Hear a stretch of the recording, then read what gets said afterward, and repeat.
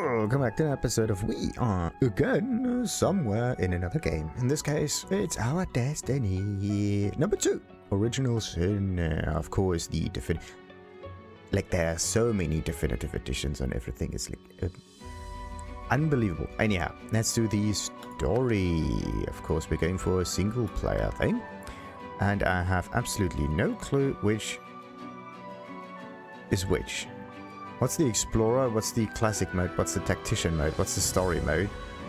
I mean, isn't everything kind of a story? And do you start with, like, the first one? Or... Let's go for Story mode, Story mode. I mean, I think that would make the most sense, wouldn't it? Oh, you're here for the fun and the fantasy, but not for a rigorous challenge. Oh, it's a difficulty selection. Okay, Tactician mode. Regular and honor. Wait. So, classic mode. A classic role-playing experience. You are cunning, resourceful, and prepared for the peril that awaits. The normal mode, basically. An explorer mode. What's this? You prefer a fair but forgiving adventure that rewards clever thinking in and out of battle. I have no idea what the difference is. Okay, so there's the tactician mode. And then there's like regular and honor. Bring it on. Combat is demanding and your foes are devious and observant. For every surprise you bring, they will respond with 2 of their own. Not for the faint of heart. And definitely not for someone who has no idea how the game is actually played. But alright. Honor.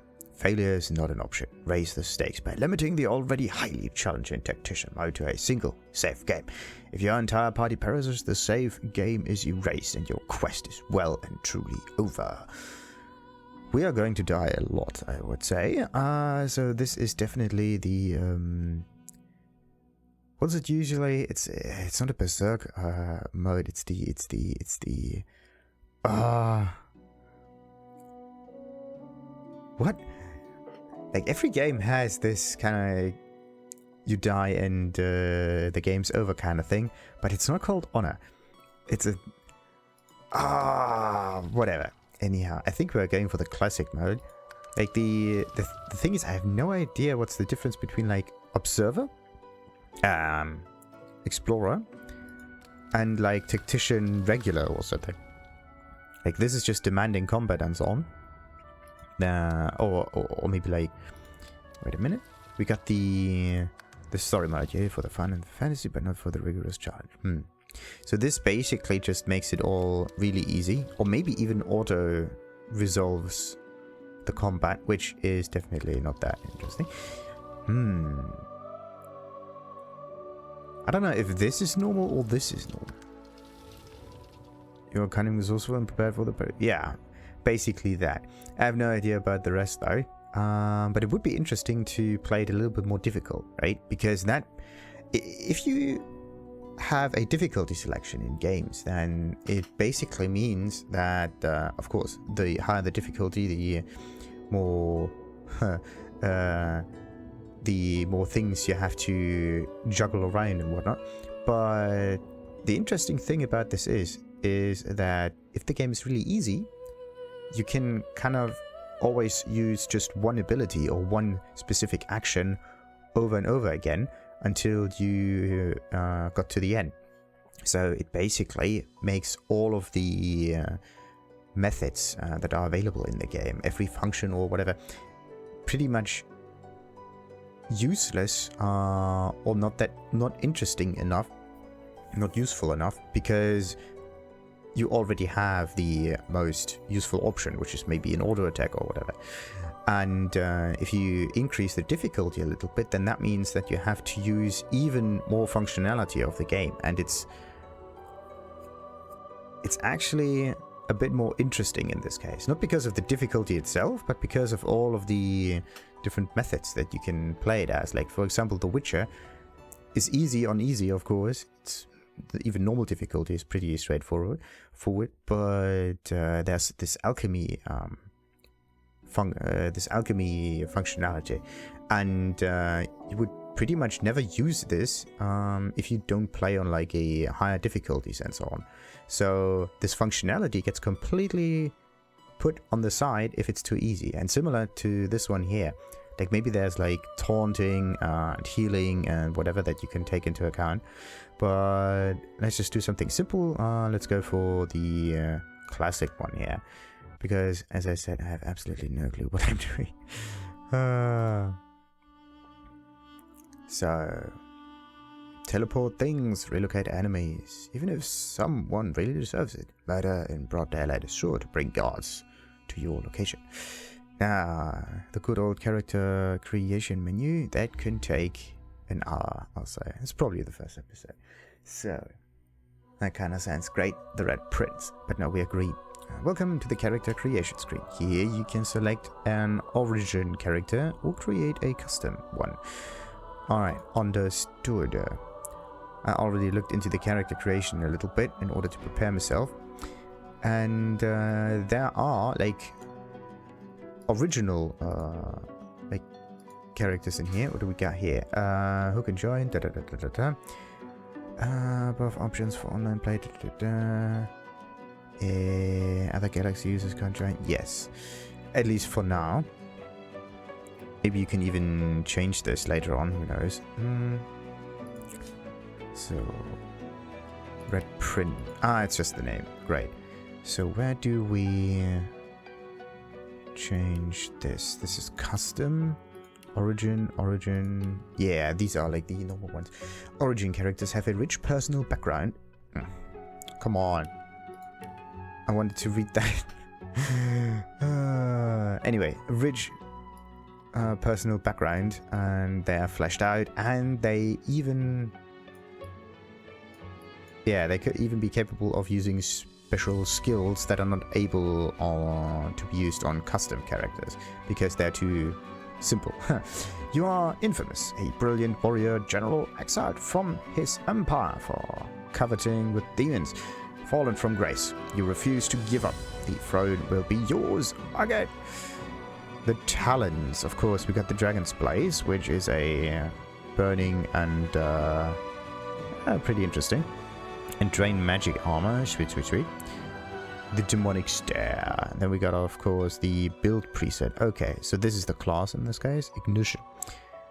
Since enemy characters blaze. Wait, how often can I use this? This one has a 3 and a screen on the top right. Okay, that could be like a special mana bars or whatever. As I said, I have absolutely no clue about it, so let's just get surprised a little bit. Pyrokinetic special, pyrokinetic geomancer, interesting. A giant rock filled with sticky oil that deals damage and creates an oil surface where it lands, and probably can be utilized later on to deal even more damage. Shoot 3 flaming daggers at targets of your choice, each creating a fire surface and dealing, guess what, more damage. Right. So that was there was a thing. Then of course we got the battle mate. It's kind of interesting that the character itself is called the Red Prince, but we can change the build preset a little bit. So the character is the same, but the class is a different one. That's interesting. Rush forward in a straight line to a designated point, hitting all enemies in your path. Yeah, blind radiance and shocking touch. So the battle mage is more like a melee thingy. Interesting. And then of course we got the cleric, the good old healer. Oh, bloodsucker. Not just... Okay. So water heals and stuff. And decaying touch. Great. And then we got the conjurer, which conjures up things. Like, look at that setup. That is amazing. Let's look at this one, Sebille. Oh, okay. They look more like trees than anything else. Look at that. As if they are grown. Fascinating. Absolutely fascinating. Okay, so the weapons themselves look more tree-ish. But this shield here is... Wait, it's not the same. The Conjurer has a similar shield. Look at that.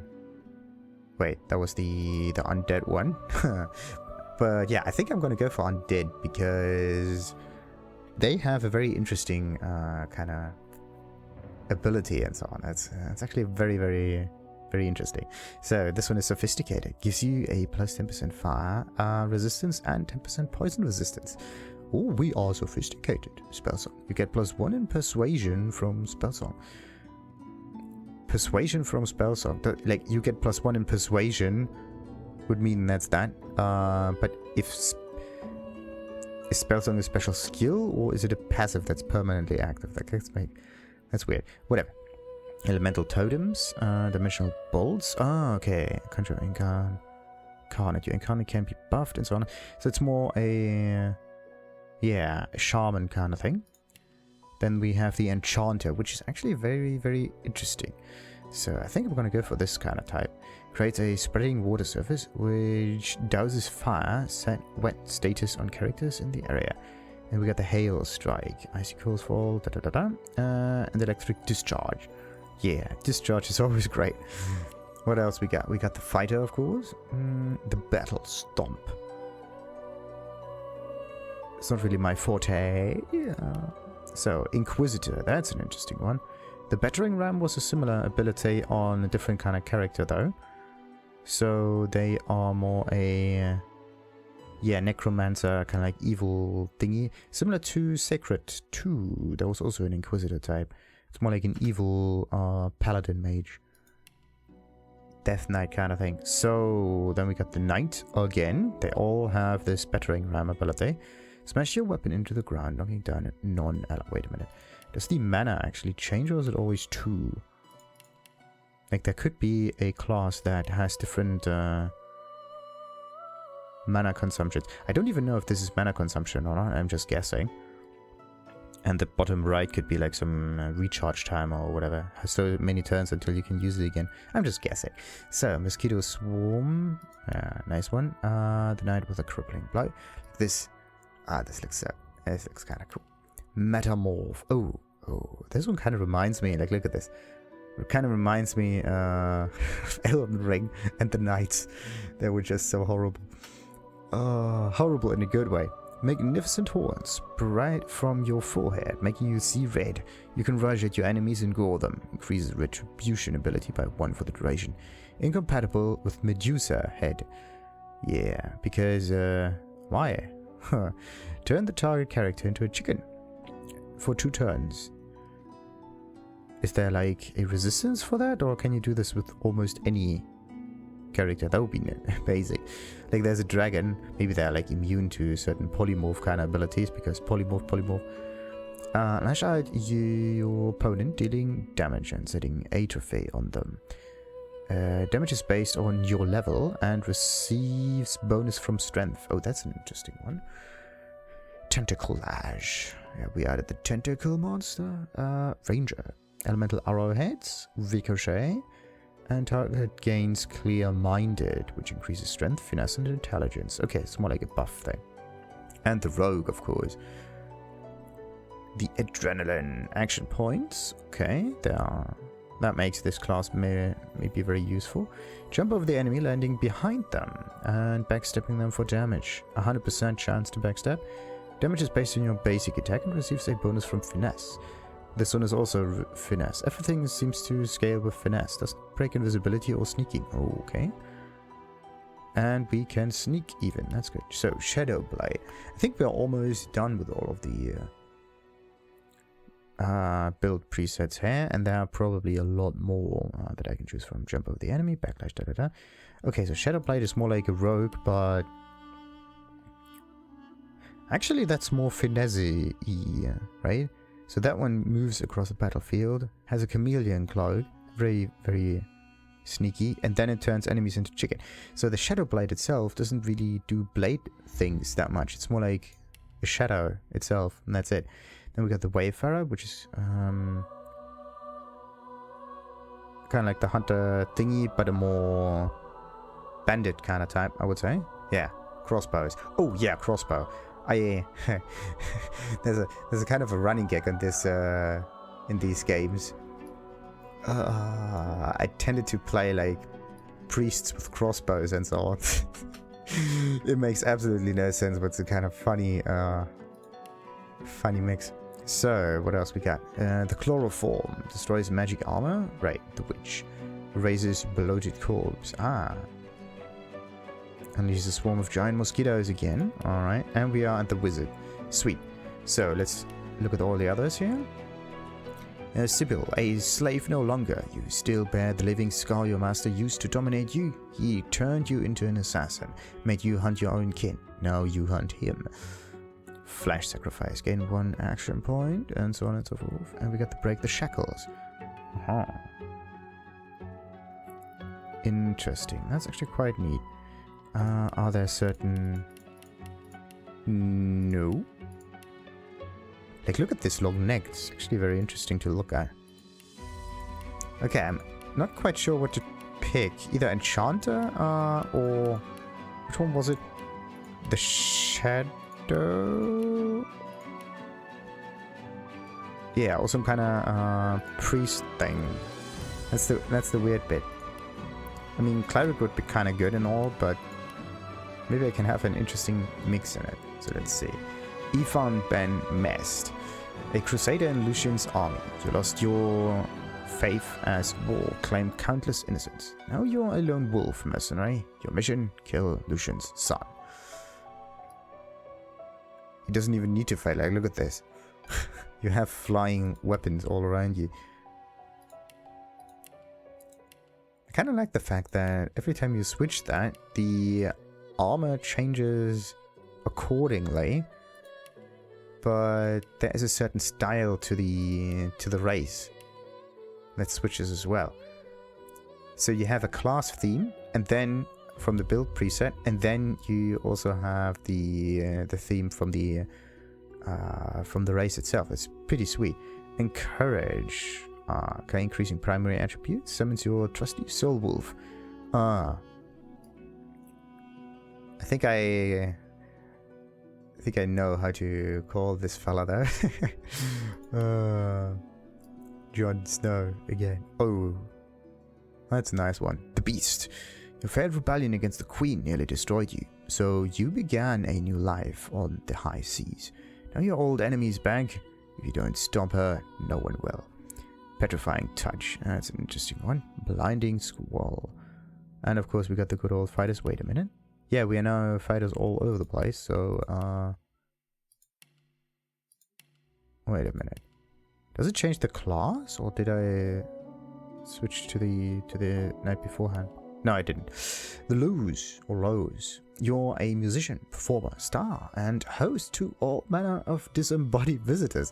Now, one dark voice has silenced them all and aims to claim your body for itself. I have to say, this one with a fighter preset looks pretty sweet. Like, this stance is kind of weird, but this one is good. This one is good. This one is also pretty straightforward, except for this one with the hips. A bit too much, like, bended body also. But I have to say this more casual kind of stances are much better to look at. Like, this is a bit too much. I'm an Instagram model. There. So, what was I? Fane. This is the undead dude. The term you already, yeah, sure. You woke up and your world was gone. The loss of your kin, you hide behind a charmed mask, searching for the truth about a history that no one knew existed. Play dead. Fool enemies into thinking you're dead. Cooldown of skills will be paused. Any action you take will cancel this status. And it can be done for 3 turns. Interesting. Does not break invisibility or sneaking. So you can play dead and be invisible. The invisible dead. Kind of reminds me of the Overlord kind of thing. Okay, so we get the Time Warp. Target a character. Whenever this character ends a turn in combat, they immediately get a free turn. Receive an extra turn in combat for 1 turn. Wait. Target it. It's kind of weird because you can use this all the time. Wait a minute. Yeah. This one has a certain recharge limit, but I think this one can actually be set on a specific character.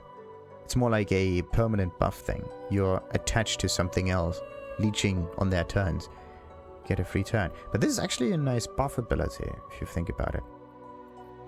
Ends a turn in combat, they immediately get a free turn. Yeah, just like that. Boom. And another turn. Bam. And another turn. That's actually quite nice. Or maybe you have to use this all the time. So you can give up your own turn and give it to someone else instead. That's an interesting setup. So, what else we got? We got the dwarf. Ah, now we're in the custom mode. And now we go through the backgrounds and so on. Ooh, we can toggle the helmet on or off. It's a hood? Alright. Wanna know what... It's a hood again? Ah, I think it's more like... dependent on this. Yes. Oh, the crown looks pretty sweet. Whatever. What does she actually... It's not a hood, it's more like a hair... kind of thing. And it always resets itself. Like, look at this. I mean, the idea is to... Like, every button that you activate or deactivate should be toggled the way... and you switch it, right? If I switch that, then... This helmet is a little bit too small. Needs to be larger. Oh, that one looks cool. Anyhow, let's go back to the custom version. So we got the dwarf.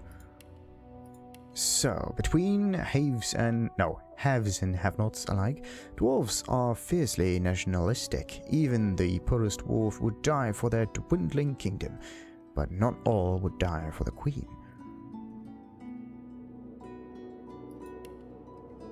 And this is the queen. So, then we got the elf. The Ales of Elvendom are written in flesh. Elves eat of the dead and absorb their memories. Now the elves are in peril. An unforgettable hero must rise. That's actually quite interesting that the elves are more like vampires. It's kind of weird.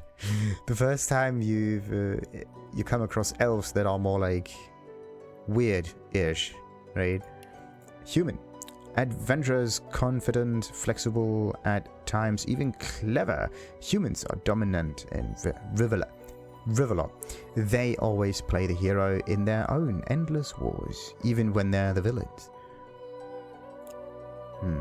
Encourage, of course. Like, encourage and undead would be a pretty interesting combo. Dome of Protection. Creates a magical bubble that restores magic and physical armor. And increases the resistance a little bit. That's a pretty neat one. Ingenious. Yeah, what does it do? Gives 5 bonus critical and chance for extra crit multiplier. That's a nice one for, what was it? The rogues and so on. I think Thrifty gives you +1 to bartering. Oh, that's actually quite neat. So, then we got the lizards, of course. To most, lizards are as exotic and mysterious as the ancient empire itself. The outside world knows them as warriors, philosophers, and slavers to be respected and feared. And they also have a dome of protection. Interesting. Want to know all of the other talents though? Corpse Eater, sure. I'll let you eat body parts to access the memories of the dead. But aren't the body parts in their head? Ancestral Knowledge. It gives you +1 to Lawmaster. Still don't know what Lawmaster is. Dwarves Guile gives you +1 in Sneaking. Sturdy gives you +10% maximum vitality and dodge. Then we got, of course, the Fane, who is undead. Lets you heal from poison, but regular healing will damage you instead. You will receive poison status even if you have magic armor. So the undead is always poison. That's an interesting one. So, what was I? Human, lizards, undead. And now we are in the undead territory. So this is like normal lizard, and now we are undead dwarf. The beard! It actually looks kind of sweet. So, the undead are considered abominations in Riverlom, an affront to the natural order whose mere presence invites violence. Those who walk among the living must do so masked. And of course their mask is this thing. So, undead, and sturdy gives +10% in vitality. Okay. So yeah, you basically have a combination of 2 talents. Yeah. Interesting, but how do you choose which talent to pick? Maybe I have to switch all around here. Undead. And an undead human who is ingenious because of the extra damage and can heal from poison. Ah, doesn't that one look kind of neat? And then we got the Undead Lizard, which is kind of weird looking. We got a T-Rex statue right here. But they are sophisticated. Just the name itself, sophisticated. The word itself, sophisticated, kind of sounds nice. So that's kind of... Wait a minute. That stance doesn't seem to fit. I mean, that one is cool. Ah, he's like more hanging on it. So the male and the female form do have different kind of stances. That's kind of interesting. So, good old Metamorph, the Ranger, the Rogue, the Shadow Blade. Oh, yeah. The problem is the Wayfarer does have this crossbow thingy now. I said I wanted to play a crossbow dude that can heal, right? Oh boy. Anyway, this is just the preset. I think I can actually mix and match a little bit. So I'm going for a very, very strange kind of build. Right. So which undead one do I go for? Like, Corpse Eater is an interesting one. But that one looks kind of weird, to be honest.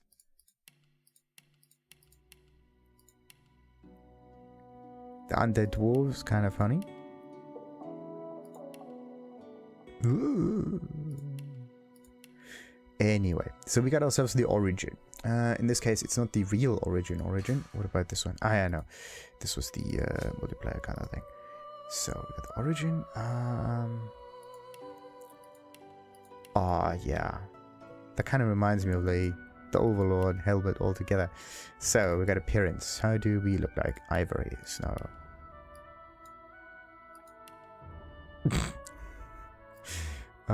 Antiquated. Marrow.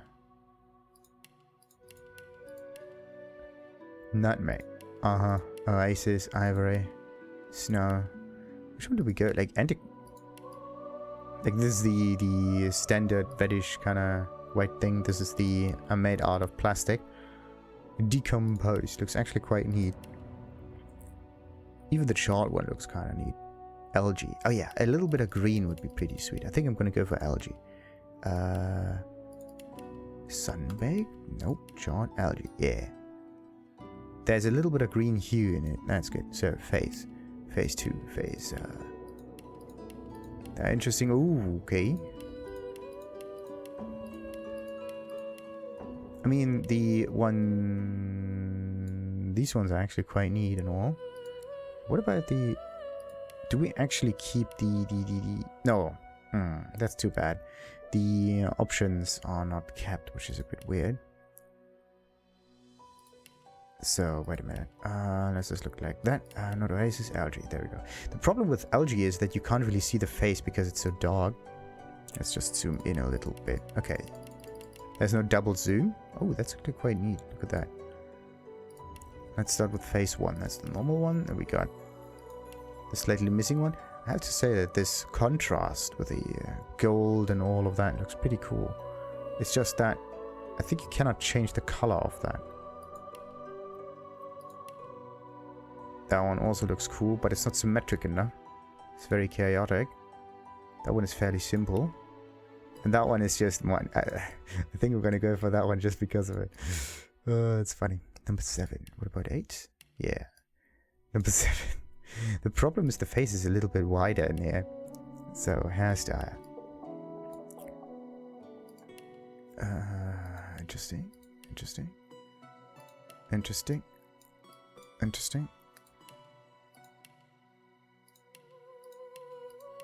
Like, even the undead do have hair, even if it's not attached to the body. The problem is you do not know how many hairstyles you have until you click through all of those. Okay, 12.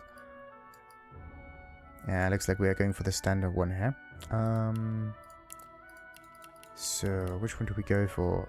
Is there also some kind of like greenish hue thingy? If not, then we go for either surgeon, metallurgist, something that's more... Maybe we could go for the Actually, yeah, the Weaver has a... It looks at least a little greenish, but I think it's not real green. So we got the Tutor. I think we're going to go for Weaver. Yeah, Weaver's okay.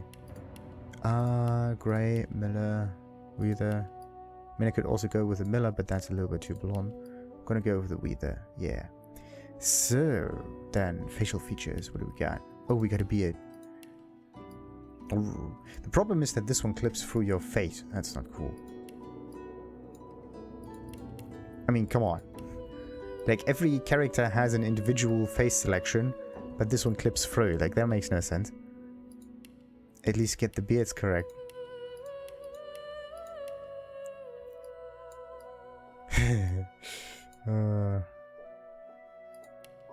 Why does it have to...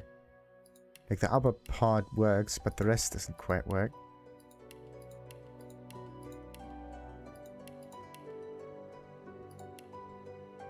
What is it, chin beard? That one works. That one would work too. That one clips through again. You got to be kidding me.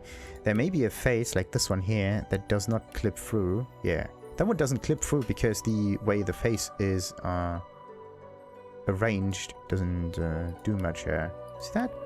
This one is perfectly chosen. Perfectly aligned. And if you choose another face, then it gets mismatched again. See that? This one moves it up a little bit. That one's also not really working.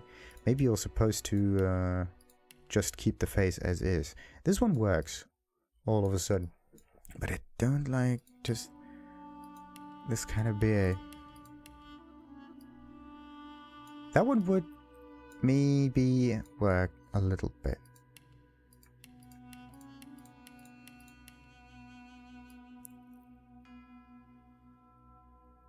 I could go for that one. The problem is that it or at least it looks as if it's clipping through, right?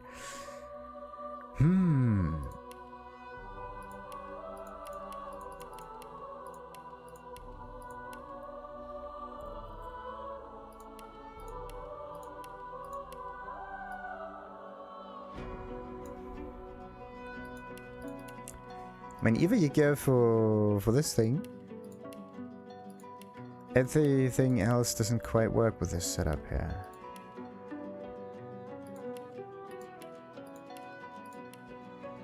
And it's the only one with teeth in it, if you look at this. It's kind of weird. Whatever. I think we're going for no facial hair this time. Nice glory is mine. Better luck next time. Glory is mine. Mine. That sounds good. Trying to escape, are ya? Oh yeah, wait. Meet your maker. Glory is mine. Greet the Reaper for me. Oh, for my... I'm ready. You're not trying to escape, are you? I'm ready. Nice try. Almost got me that time. Well, I'm ready. You're not trying to escape, are you? Greet the Reaper for me. Greet the Reaper for me? You're not trying to escape, are you? Better luck next time. Glory is... Better luck next time. Try again.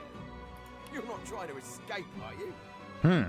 I better luck next time. I mean, this is kind of cool and all, but Got me that time. I think we're gonna go for the... Better luck next time. Try again. I think I'm gonna go for the scholar. That sounds pretty good. What is it called? Sandor. Ah, this is like the player and this is the character. Caps lock. There we go. So now we got the name, which is perfect. Wait a minute.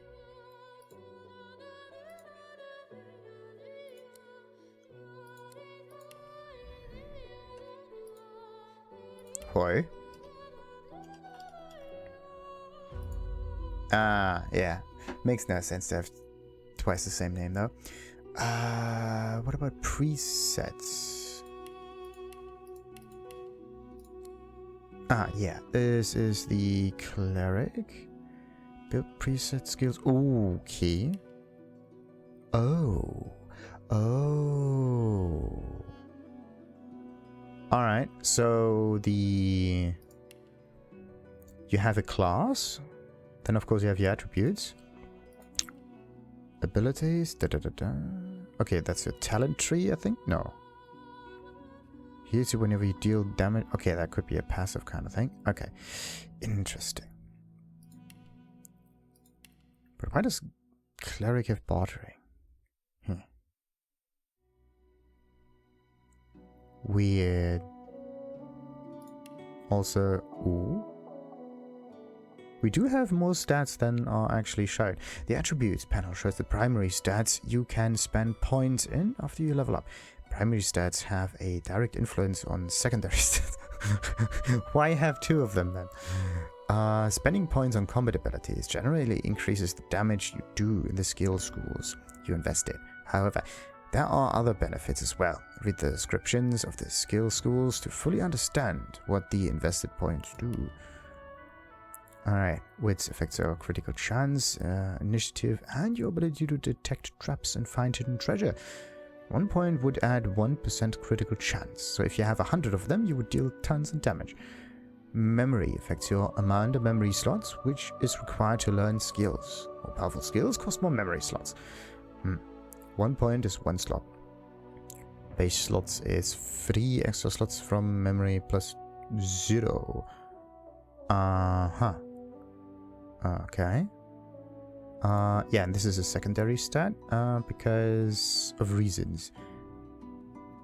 Because we're this kind of cleric kind of fella. Strength increases your damage with strength-based weapons and skills. It allows you to lift and carry heavier items.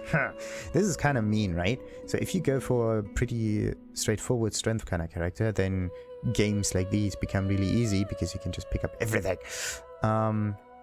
Currently, strength-based attacks and skills do a little bit more damage. You can move items with weight up to 83 kilograms. You can carry items with a total weight up to 110 before becoming encumbered. Plus 1 point equals plus 5 damage for strength-based stuff. Then we got finesse. It increases your damage with finesse-based weapons and skills. That's kind of weird. Like this one has currently. This one says currently. Why does that one not have this kind of thing? It's kind of weird. Anyway, determines intelligence-based damage. Currently, intelligence-based attacks skills do plus 5. If I take this away... okay. Wait a minute. So 10 is the base amount, it seems. Plus 1 point equals 5 damage. If I go for that one. Exit a minute. How are you supposed to understand? Wait, can I get another one? Okay, so every point above 10 shows you this plus so and so much percent. But I still don't know what happens if you have 10 points in it altogether. Does it still mean that I'm doing like 50% plus 10? So it's 60 extra damage, or how is this supposed to be understood? It's kind of weird. Anyway. Finesse-based stuff. Determines intelligence-based damage you deal. Okay. That's interesting. Like, this is a weapon stat. This is also a weapon stat. And on top of that, you can carry more stuff with it. Does it do other things? No. Carrying, weapon-based, and skills with strength. Weapon and skill for finesse. And this one is just abilities or skill or whatever. Intelligence-based damage you deal. Still don't know what it's connected to. Constitution determines how much vitality you have. And vitality is the amount of health, I presume. So, and that's actually quite interesting. Adds 7% vitality. It adds percentage. Oh, that's weird. This one has a little star on it. This one does not. Why? See that? This one gets the star. This one gets the star. If you put some points in here, this one like that. If I go for Constitution, it doesn't do that. Same goes for memory slots. Okay, memory plus 1. And 3 base slots. This one at least shows you how many bases you have. Anyway, yeah, more powerful skills do more powerful stuff. Which affect your critical chance, initiative, and your ability to detect traps and find hidden treasure. I mean, hidden treasure is kind of nice and all, right? And the problem is I have no idea how critical chance works, and if this is somewhat connected to spells as well. Like, can spells crit? Because in games this is sometimes it's just normal attacks, sometimes it's spells and so on. It's kind of weird. So yeah, this was the cleric. Then abilities. Whoa. Oh, that could take a little while. Civil abilities are non-combat abilities. They come in handy when you are not solving a situation through conflict. And we are probably a little bit more civil in here. So where are the civil? Civil is down there. Like Lawmaster, telekinesis. Like telekinesis.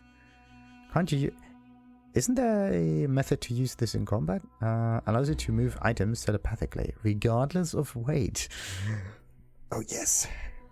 Regardless of weight. That's actually the magic word there.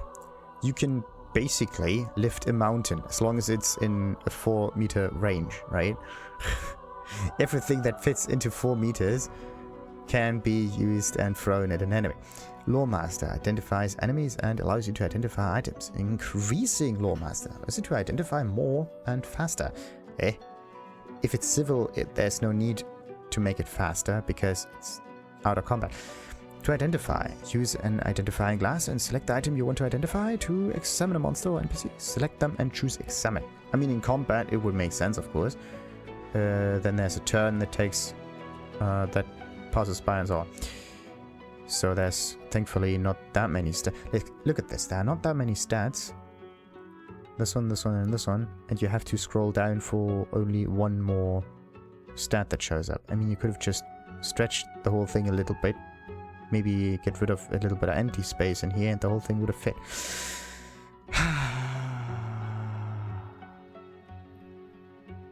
Actually, it would be nicer to have 2 separate pages for this. So you don't have to scroll up and down. I mean, it's okay to have this in a combo thingy, but it makes it unnecessarily complicated. And I like to see things on one glance, right? Like the ability points are like combat ability points and civil ability points. It's not that you can take some of them from here and move them down here, right? So there's no need to look at both of those at the same time. Alright. Warfare. Increase all physical damage you deal. There we are with the finesse stuff again. And strength. Physical attacks deal plus 5% more damage. And the Huntsman increases the... increases the damage bonus when attacking from high ground. So it's not range, it's the high ground. So if you have a sword and stand on the high ground, it would work as well. To all damage when attacking from high ground. Note that this bonus is applied after all other bonuses have been applied. Scoundrel. Scoundrel increases movement speed and boosts your critical modifier. Plus 5% critical multiplier and plus 0.3 movement speed. That kind of sounds like fun. Pyrokinetic. Increases all fire damage you deal. And it's always like 5%, so it's very easy to calculate. Hydrosophist. Increase all water damage you deal and any vitality healing or magic armor restoration that you cause. Water attacks deal more damage and The next level goes to 10 and the next one goes up again. So it's always 5, 5, 5. Why does it say base 2? Wait a minute. Base 2, base 1. Ah, okay. So maybe you can increase this with items, and base means it's the set skills that are there. Then we got the arrow torch. Whatever. Magic with air. Increases all air damage you deal. 5% again. Same goes for... Oh, poison. There we go. This is the undead stuff.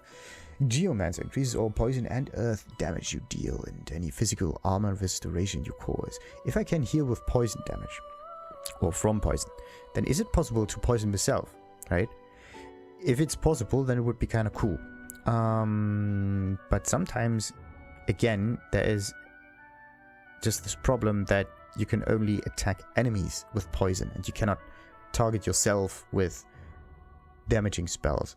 For example, if you use an AoE ability and you stand right next to the enemy, fairly rarely you kill yourself with it, and you need like better positioning and whatever.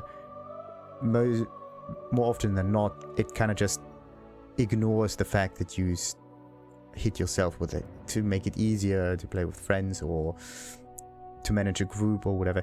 But in this case, it would be nice to have poison as a friendly fire kind of thing.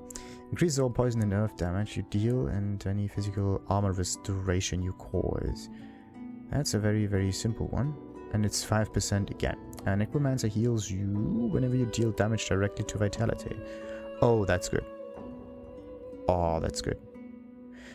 Wait a minute. Necromancer heals you whenever you deal damage directly to vitality. How? How do you not do damage to vitality directly? Oh, okay. So maybe there's a magical shield that has to be pushed through. And as long as I deal damage, but it's absorbed by a shield, you don't deal damage to vitality, therefore you do not heal, for example. Or maybe there's some armor thingies, so every damage that you would do but gets reduced by armor also doesn't count. So only the actual life that they lose counts. Summoning increases vitality, damage, and physical armor and magical armor of your summons and totems. Not you. But what if you summon yourself? And then yourself again, and then yourself again, like a matryoshka, and you get smaller and smaller and smaller. Polymorph provides +1 free attribute point per point invested. Attribute point. Oh yeah, this is an ability. So this is actually quite nice. Oh, this is actually really nice. So you can put everything in polymorph and make yourself really strong, right? And then put everything into strength and vitality, and you're like beast. I think you could even do that with a little bit of combination with warfare and so on. You would do tons of damage. Or maybe like Necromancer itself, like, ooh, that. Oh. The synergy would be amazing. Let's just take all of the points away because I'm not sure what to choose. Single-handed increases damage and accuracy when using a single-handed weapon. Dagger, sword, axe, mace, or wand.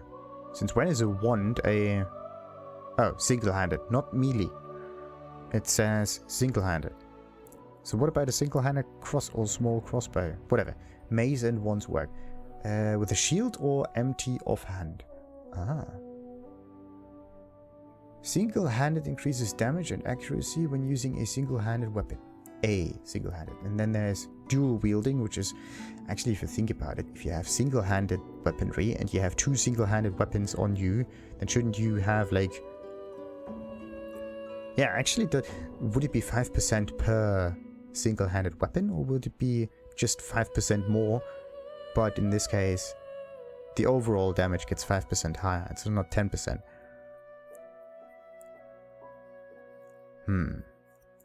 That's actually a very strange concept, like having single-handed and dual wielding. It's kind of weird. Dual wielding increases damage and dodging when dual wielding two one-handed weapons. Damage and dodging and accuracy. Wait a minute. Single-handed increases damage and accuracy when using a single-handed weapon. Okay, so it's not the weapon. It's the slots that are getting used up that triggers the thing. Because otherwise there would be some strange synergy between single-handed and dual wielding. Because you could put two weapons on you, right? But this one specifically says that it's combined either with offhand, an empty offhand, or a shield. And this one is two weapons, one in each hand. Okay. Damage and critical multiplier, again. In this case, it's what kind of weapons? Dual wielded swords, axes, maces, spears, or staves. Then we got the range stuff, increases damage and critical chance when using bows and crossbows. Critical chance. There's not... This one is just the critical multiplier and not critical chance, which is very interesting. But this critical chance says that it counts when you're using crossbows. What counts towards using a crossbow? Having it equipped or having it in your hands and using it? Very interesting thing. More critical chance is always nicer. So then of course we got the defense, which is Yeah, we can spend the points and everything, it seems, like skills or whatever. That's kind of weird. Like you have your skill points that increase damage, and then you have your item setup points that also increase damage. Okay, I think this is something that gets more interesting if you want to max out stuff. Because it's always 5% no matter what. But in this case, it could be that it gets multiplied. Either it gets add up, right? So that the 5%, let's say on Wayfarer, is 5. And then it's another 5% on maybe single-handed or whatnot. Then, depending on the formula, it would either be 10 or it would be 1.05 times 1.05. So you end up with a little bit more if you split the points instead of focusing on one talent. But I have no idea how it's calculated. And this is something that's always kind of like annoying in these games, because you do not know how the function is interwoven. So you do not know how the 5% is actually placed in here. Only thing that you can do is like equip something and look at a number in order to compare it, but there is nothing in here that could be used for comparison, at least at the beginning. So, Retribution reflects received damage to your attacker. Oh, 5%. Oh, that's actually quite neat. Do you need a specific talent for... Wait, what if I'm just going for 100% Retribution? 100% damage reflection. Enemy just... Oh, that would be so fun. I think I'm going to go for Retribution, just for the fun of it. I mean, do we have anything else in here that would be... I mean, Polymorph is a funny kind of thing. Necromancer is good. Oh, I think I can use a combo. Like, what if an enemy does damage on me, the damage gets reflected, they damage themselves, and then it says you deal damage directly to Vitality. And it doesn't say whose Vitality it is. What if I damage myself with it? Would I heal from damaging myself with this? It doesn't say Vitality damage on the enemy. It does not say that. It's very vague. Like, this single-handed thing is very specific, right? It has with a shield or empty hand. So, very specific. This one, on the other hand, you do not know. Actually, the Necromancer thing, you do not know who can take the Vitality damage. 10% of damage dealt. Heal for 10% of damage dealt. If I have, let's say, 11 points in here, I could overheal. If I hit myself with, like, stuff. And if I use healing abilities and healing does damage to me, then the heal would still work. Very, very little healing though, but it would still work. I mean, I think I'm interpreting a little bit too much in here. Maybe the game's a little simpler. That's the problem about it. Like, if it's not explicitly stated, then it's a little weird. Leadership. Then, yeah, it needs to be either very, very simple to understand, or if it's like this complicated, then it needs to be more specific to be understood much better.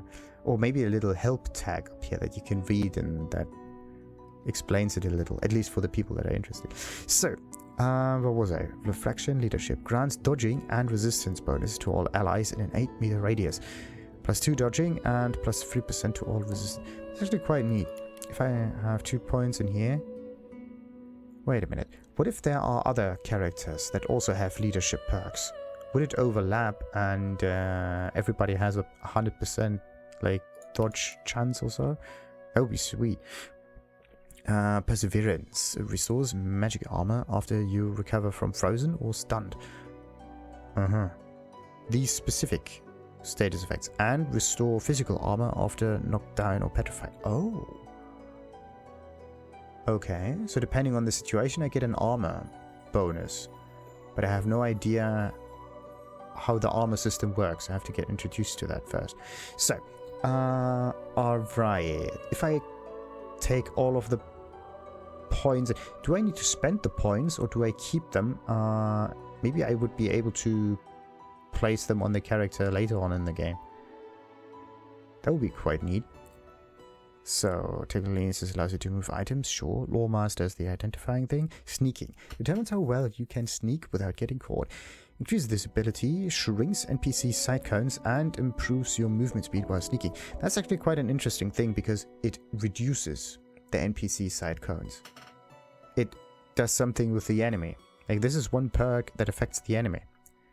Actually, it should be a kind of for an in-game kind of mechanic, it makes sense to shrink the cone so you can actually see this.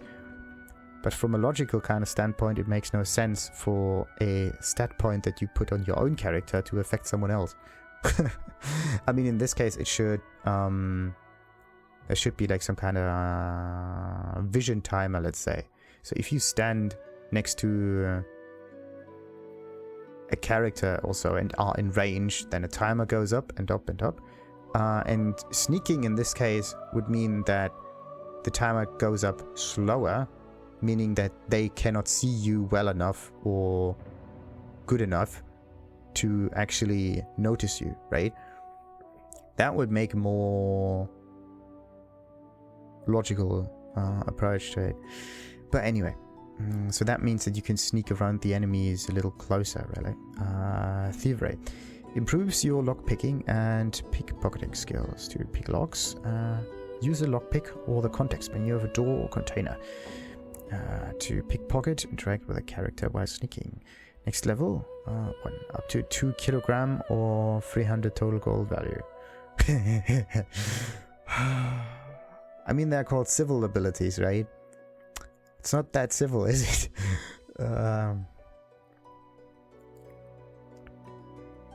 And what does craftsmanship have to do with telekinesis? Or at least Lawmaster?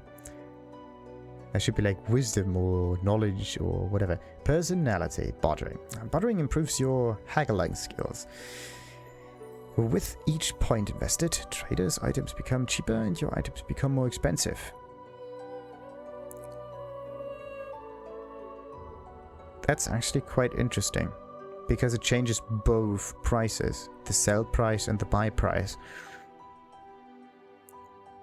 Or in this case, there's a general price and then there's a multiplier to it, and this general price gets shifted a little bit. So, persuasion. Persuasion helps you convince characters to do your bidding in dialogues and increase how much characters like you. It increases the base attitude with strangers by 5.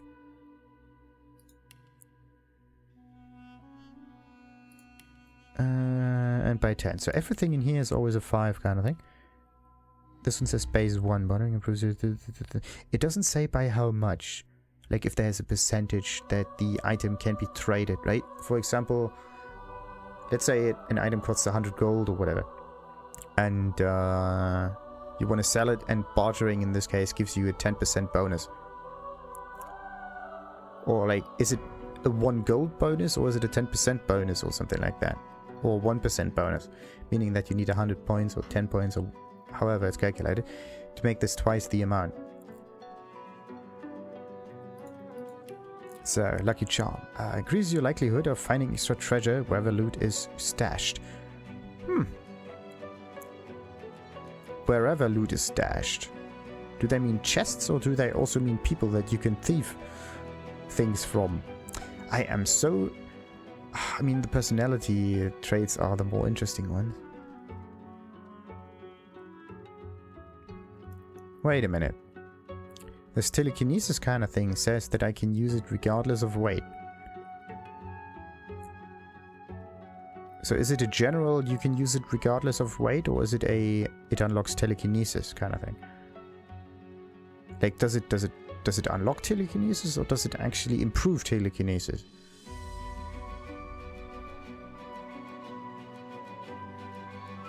Because everything else gets improved by telekinesis and does not get activated. It's kind of weird. Let's go on confirm and add points to skill abilities to add starting skills to this page. Oh, okay.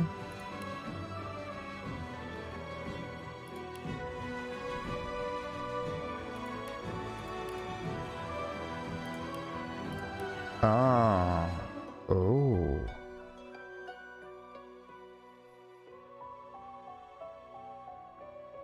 There seem to be not as many abilities, to be honest. What if I go for 2 points in Wayfare? Nah, it's the same ones.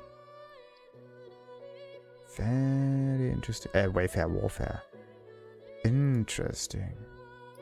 So wait a minute. If I take this one away and I go for... Yeah, let's go for Polymorph and Necromancer at the moment. That's the Polymorph thing, Chameleon, Tentacle, and so on and so forth. Decaying Touch, Mosquitoes. Okay, now we know. Now we know. What about single-handed and two-handed? How do they work? Oh. I cannot choose points if I go for the weapon abilities. Very interesting. So range probably also doesn't work in Retribution? Nah, also doesn't work. Okay. Leadership and Perseverance? Nothing. So it's only the skill part up here that is that unlocks new stuff. Very, very, very interesting. Yeah, Scoundrel. That was the nifty bit. First aid's actually quite neat. And this one is supposed to heal. Doesn't the Undead have some kind of... where is it? You will receive poison state... Where was it? Lets you heal from poison, but regular healing will damage you instead. Regular healing. Is first aid considered to be a regular healing? Because it's not really heal. It's more a taking care of wounds kind of thing. It's not really a heal. Like there's a... What is this thing? I think it's air... No, wait a minute. It could be water or air, one of the two. Hairstrike, Armor Frost, Rain. That could be the one. Nah. Restore Vitality. There we go. For target character. Restoration also cures poison and bleed. Definitely not what you want on an undead, though.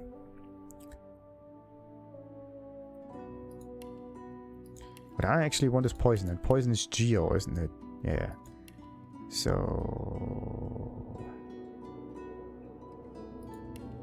Let's go for those two and see what happens. Contamination, yeah. Deals poison damage to enemies and undead allies around you and can poison them. Oh. Deals poison damage to enemies and undead allies around you. And can poison them. Turns water, blood surfaces, and clouds into poison. No matter what kind of clouds they are. So you can... make a cloud with like water and then put a poison in it and then the whole cloud gets turned into poison. I think that would be sick. Okay, Fortify provides 8 physical armor. Well, Fortify the target cannot be teleport. Oh, there's teleport. Nice. Removes poison, bleeding, burning, acid, and decay. Definitely not something that I want. Poison Dart. Casts a magical poison dart that does so much damage and creates a puddle of poison. Damage is based on your level and receives bonus from intelligence. So the higher the level, the better. Also level and intelligence because it's magic. This one doesn't seem to scale with anything. And same thing here. Resisted by magic. That's actually quite neat. It tells you what counters the thing. Target a ground surface and conjure a totem. Each turn this totem will fire a projectile at the enemy. Will depend on the caster's level and summoning ability, sure. Yeah, that kind of makes sense, but... Wait a minute. This damage is increased by the level and intelligence. Oh wait, yeah, and then there's like the Geomancer stuff that also afflicts the thing.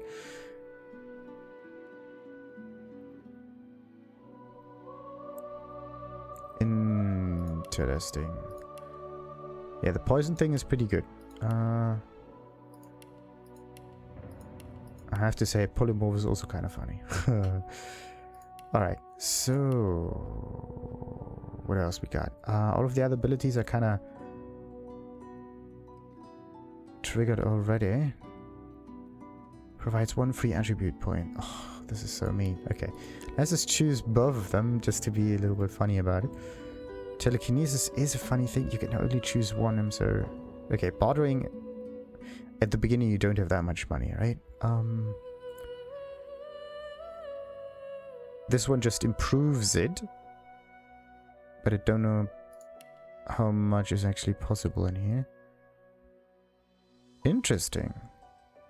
So the first 2 points might be the most efficient out of all of them, because the amount of gold seems to top off a little bit. It starts with 300 and then it increases by 150, whereas the kilogram doubles. It's weird. And Lucky Charm, just numbers go up. I mean, Lucky Charm is kind of good. Maybe at the beginning we can get ahead a little bit easier.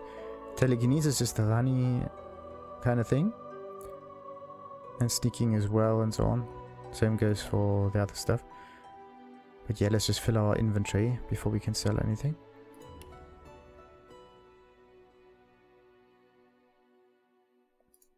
So, attributes. How many do we have? 5 of them. Yeah, we have 3. And then 2 more for the polymorph kind of thing. So let's see. Let's put everything into strength. That is so stupid. What about the vitality? Wait a minute, what was it? Constitution.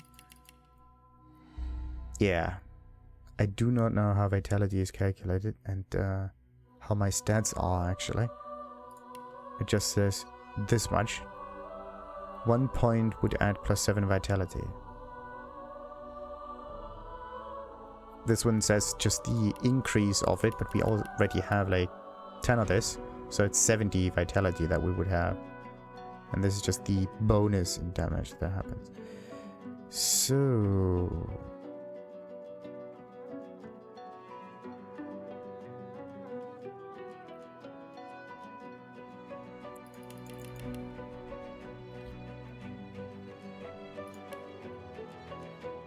Nah, it doesn't even calculate the whole thing. Too bad.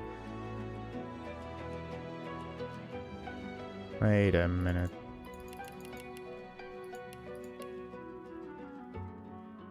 We can only select 3 skills? Okay. It's kind of strange.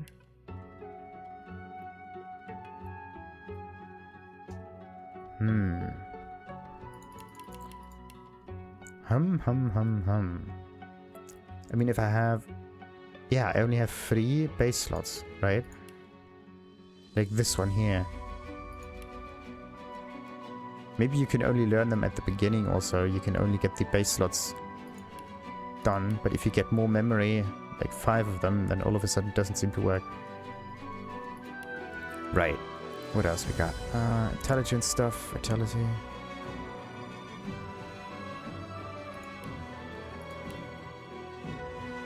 And this is just the preset with the conjurer. Wait a minute.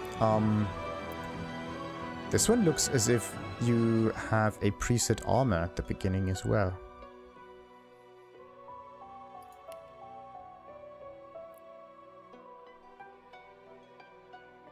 Yeah.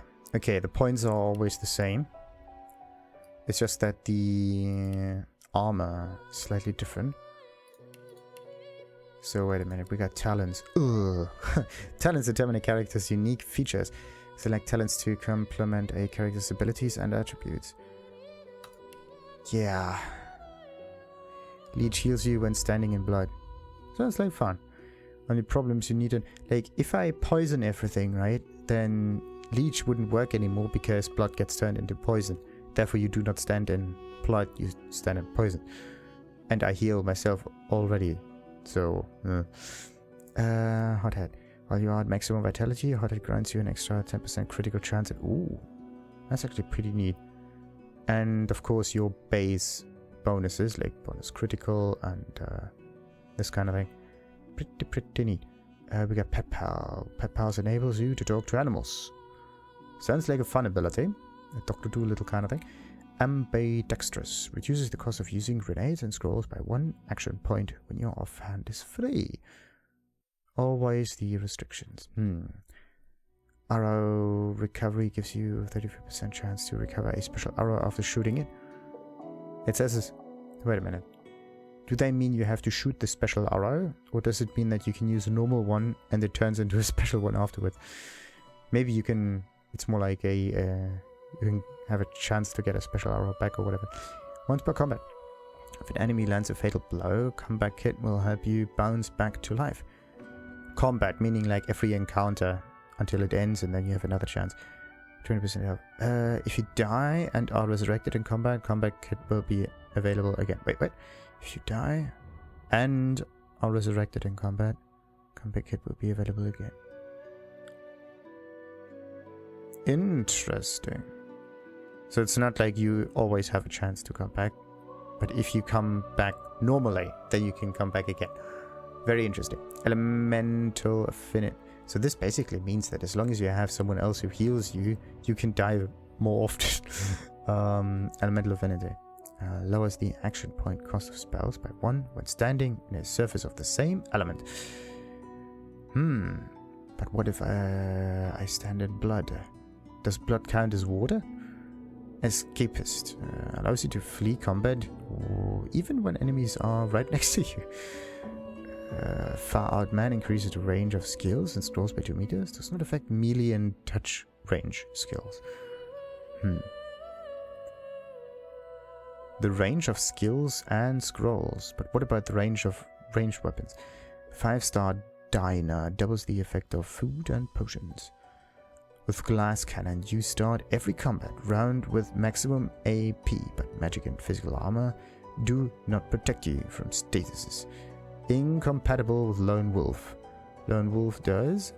Oh! Okay, Lone Wolf provides +2 max AP, +2 recovery, plus so and so much, and doubles invested points in attributes, up to a maximum of 40 combat abilities, except polymorph ability. Of course, because polymorph would give you even more points. And attributes up to a maximum of 40, and combat abilities, except up to a maximum of 10. While you are adventuring solo or with at most 1 companion, this bonus is temporarily removed while there are more than 2 members in the current party. So this is good if you do not have anyone else. The problem is there may be more characters in here, and the synergy would be a little better if you have just more people altogether. Mnemonic gives you 3 extra points in your memory attributes. When resurrected, you resurrect to full health. Morning coffee. Wait a minute. 5-star Diner, Glass Cannon, Guerrilla. There we go. By sneaking, Guerrilla increases attack damage by 40. Also reduces cost of entering sneak mode by 1 AP. Do you get out of sneak mode, or is it more like a crouch thing? You just lower your height by a little bit. 10% extra crit chance and 10% more accuracy while full. Then we got the leech thing. Living armor. There we go. It's 35% of all healing you receive by skills or consumables to your magic armor. That's pretty neat. Lone Wolf, Mnemonic, Morning Coffee, Opportunist. There we go.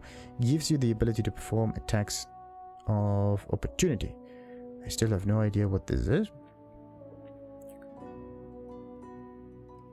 Because every attack is an opportunistic, isn't it? Parry Master gives you 10% dodge while dual wielding. The Savage, like you already have higher dodging, I think, if you dual wield, so this one gets you even higher. Savage Sortilege gives all magical skills a critical chance equal to your critical chance score. Ooh. So there is a critical chance score. I do not know if this increases it by your normal critical chance thing, or if skills can crit, like, can they only crit if you have this one active or not? That's kind of weird. Slingshot adds an extra 5-meter range to your grenade throws. What about arrows though? Stench, it decreases everyone's attitude towards you by 25, but melee opponents find you less attractive in combat. They find you less attractive, but they still hit you. I mean, it's an interesting kind of concept here. Wait a minute. There's stuff that needs higher level. Torturer. The torture, certain statuses caused by you are no longer blocked by magic or physical armor, and the duration is extended by 1 turn. Burning, poison, bleed, necrofire, acid, and so on. Tendons are affected by this. Ah, okay. Yeah, burning, poison, poison is affected by it. That's pretty neat. Caused by me are no longer blocked by magic, and that the duration is increased. So, meaning that this, in combination with undead within poison, is really good for healing for longer. Unstable makes you explode in a bloody cloud when you die, dealing 50% of your vitality as physical damage in a 3-meter radius. Okay, so if you get maximum vitality, maybe even polymorph, and then you can die, and then you have combat kit as well, then you can die multiple times, and then do tons of damage with this stuff. As long as you have a healer available, this is like the this is the suicide method. That's pretty neat. Walk it off. Reduces all status rations by 1 turn, including positive statuses are. Does not affect statuses with a duration of 1. What a rush. Increases your recovery and maximum action points by 1 when your health is below 50. All skills up. Immediately gives you 1 extra combat ability and 1 extra civil ability point. Aha. And 1 extra civil ability points. It requires level 2. Okay. So this one just gets you additional points. It's kind of weird choosing that and getting more points, right? Bigger and better immediately grants you 2 extra attribute points. Same thing. Demon. A character with Demon has an extra 50% fire resistance, but takes a 50% penalty to water. Additionally, the maximum fire resistance is raised by 10. Huh. So maybe you should go with like fire mage with this one. So Duck Duck Goose lets you evade attacks of opportunity. Requires Huntsman 1. Where is Huntsman? It's a different kind of thing. Whatever. Elemental Ranger. Shooting arrows will inflict bonus elemental damage depending on the surface your target is standing in. That's neat. So maybe you can use this together with grenades and then just put some puddles beneath them. Then you can use this. That's a very interesting way to play that. Executioner gives you 2 extra action points after dealing a killing blow once per turn. Interesting. As long as you get them done incompatible with the pawn. What's the pawn? Ah, all the way down there. A character with Ice King has an extra 50%. The opposite of the demon in this case. Maximum water resistance is raised. Sure. Interesting, interesting, interesting. So, picture of health. Gives you extra vitality. The name Picture of Health would basically mean Dorian Gray, right? Whatever. Extra vitality, 3% for every point in warfare. And Park. Permits your character 1 AP worth of 3 movement per turn. Oh. And Executioner incompatible. Yeah, because both of them would be pretty sick. So you get bonus action, bonus movement. It says per turn. But in this case you would just be able to go a little longer once. And that's it. So, what else is there that is incompatible with other things? Not many. The standard ones seem to be, except for Glass Cannon and Lone Wolf. Yeah, none of them seem to not work with other stuff. Okay, so Pet Pal is kind of funny.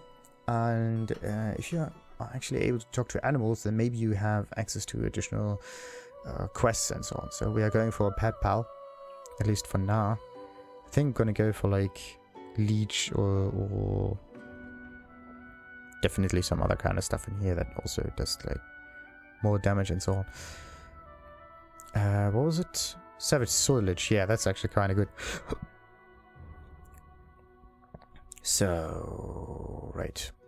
Those talents. What about tags?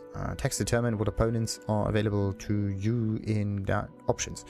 To you in dialogue and how the world reacts to your party members. Custom characters have race, gender, and background tags, and origin characters have unique tags. Alright. They call you a savage, an animal. They don't know what it's like to need to fight tooth and claw just to survive. You do. The jester, quick with a quip and swift of song. You are an entertainer above all. You can disarm the public with your bally tales and mesmerize them with midnight frights. Kind of reminds me of the Soul King. Cracks in reality lead you to other times and places. Some of the void is some of the gods. Your vision is not quite your own, but you can make use of it. Okay, either jester or mystic. But because I have this character right here, it would probably be a little bit devastating in a person-to-person situation. So, there was a noble. Born to riches and luxury, you have an aristocratic bearing, eloquent speech, and the finest manners. Outlaw, back alleys and rooftops know well the tread of your boot. You've got friends in low places and enemies to match. Intelligent and curious, your appetite for learning far exceeds your taste for bloodshed. Books and scrolls are your dearest possessions. Soldier, trained in order, obedience, and warfare. You know the difference between a latrine and a lieutenant. So that one knows how to talk to people, basically. And this one is savage altogether. That one is the funny thing. The mystic. The mystic is actually quite interesting. We can have 2 of those tags, which is quite nice. Okay, I think we're going to go for... This one is a no. This one is a no. Noble might be quite funny. Sometimes even kind of reminds me of the Vampire the Masquerade situation. Who was it? Come on, what were they called? The noble fellas. It's not Tremere. Or was it? Nah, I think it's not Tremere. They were the magical fellas, wasn't it? Ventru, I think. Yeah, no. Yeah, Ventru. They're called Ventru. Whatever. Mystic. That's a good one. So what does human actually do? Adventurous, confident, flexible, at times even clever. Humans are dominant in Rivellon. They always play the hero and so on and so forth. You are male of one of the races. You are perceived as male by those that encounter you. Some undead seek to return to life. Others long for the sweet embrace of oblivion. They move amongst the other races, unseen, apex predators, who can't afford detection. Lately, an unfamiliar voice beckons to them from a world unknown. And then we are, of course, the mystic, who is able to see beyond, let's say. Now the question is, do we go for the jester or do we go for the scholar? Because if we have a different way of looking at it, right? Maybe we can choose some peaceful options, even.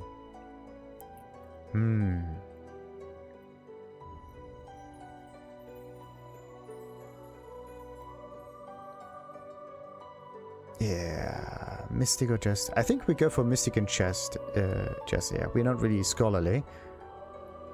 We see beyond, and in this case, we have a chester kind of thing. What about the instruments? Oh, instrument, not item instruments. Very interesting. Bollocks, I didn't read it. Of course, select Bansuri as your origin instrument.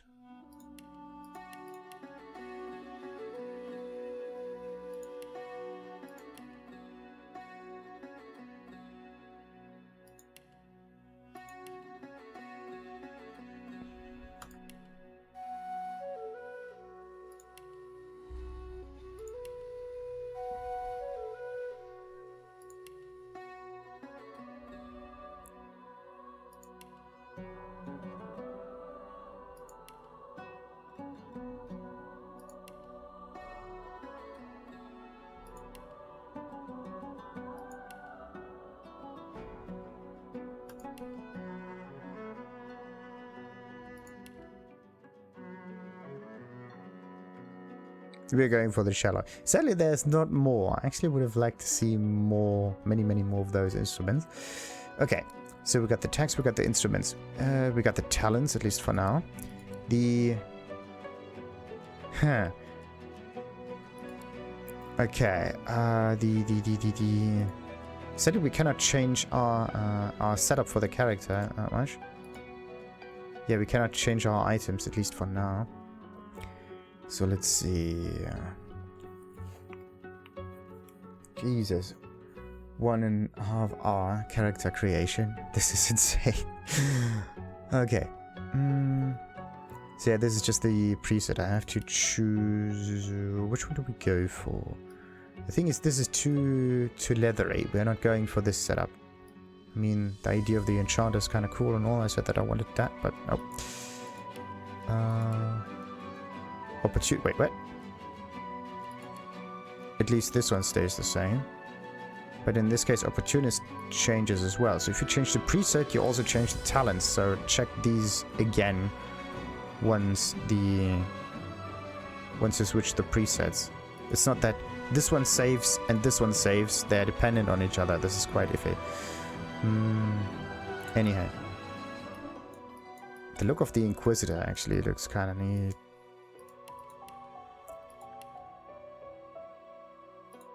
Knight as well. Okay, do we go with a trident or... I mean, I could use this with different attributes, right? That would be quite interesting. Or maybe the ranger? Wait a minute, wasn't there a crossbow? Yes, the wayfarer. I could go with wayfarer. The shadow blade. Of course, the witchy. The good old wizard. The battle mage. You don't just get one axe. No, you get 2 axes. A lot of axes. I need a combo between... Yeah, I need Wayfarer and I need Heal, but I'm undead, so I need Geomancer. Which is quite a nifty thing. Conjurer. Would it actually... Yeah, wait a minute. Would you benefit from it? And also, what about bolts and stuff? Do we have an infinite amount or not? Then I also kind of like the whole, like, hammer stuff. Gotta be kidding me. Persuade. Wait a minute. Yeah, you start with, like, 2 points in here. Or is it? 4 points. Wait a minute. 4 attribute points.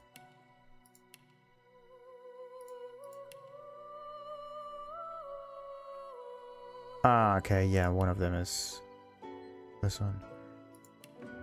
And now it's... Wait. 4, now it's 5. And switch 1 to polymer. Yes. Makes sense now. Makes sense now, okay. Because there's this peaceful ability there. Persuasion.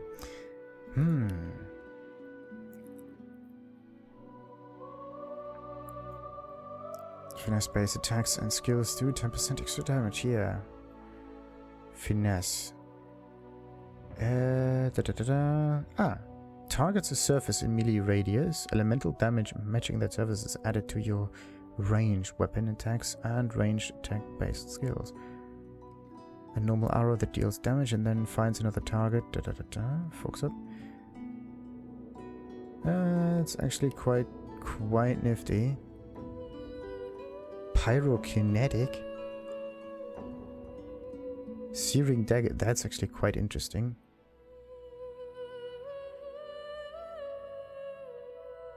Quite interesting setup. Deals damage. Like this one only does 23 damage, or like 29 or so, right? But this one does much more damage. And is ready much earlier. Only thing is, it does not bounce to other targets. Interesting. Okay, do we go for daggers? No. What's the difference here? Sneaking? Scoundrel, polymorph, thievery? Yeah, one is sneaky and the other one is more like damage with daggers, but not being sneaky about it. I'm still gonna go for the crossbow, even if it makes no sense. We get the Geomancer at least in it. To all damage when attacking from high ground, note that there's bonuses applied after all other bonuses. The problem is, what if I'm not always in high ground mode? When attacking from high ground.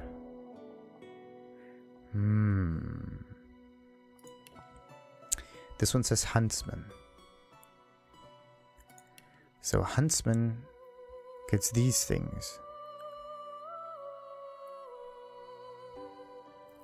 If I get rid of the Huntsman, I get rid of the high ground. And I also get rid of the... yeah, the other stuff. I go for Geomancer in and on itself.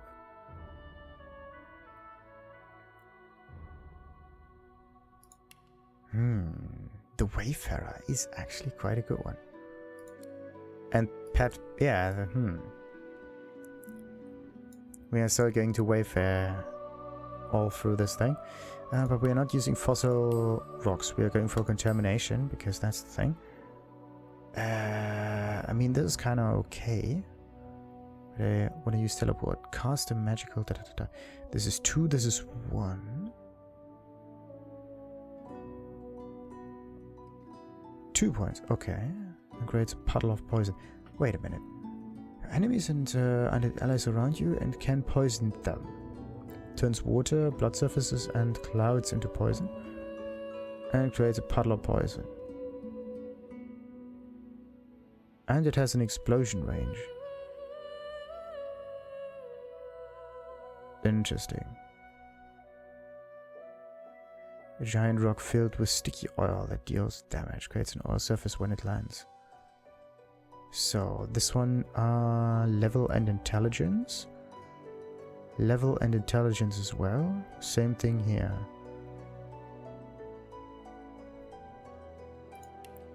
I'll just take that. Do we barter? No, we go for Lucky Charm at the beginning. But telekinetic would be much better, wouldn't it?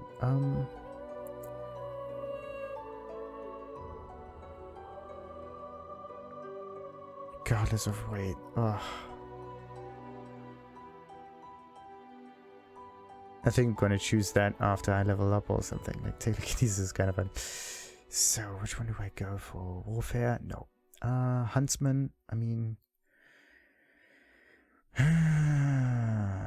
critical multiplier. Critical chance would be nice. This one just says 5% more damage. It doesn't say any specific damage form, right? Air attacks deal 5% more damage. Whereas this one here just says 5% more damage altogether. Pyrokinetic increases all fire damage you deal. It's in the description, but not in the next level thing. Water attacks deal 5% more damage, yeah. Increases all air damage you deal.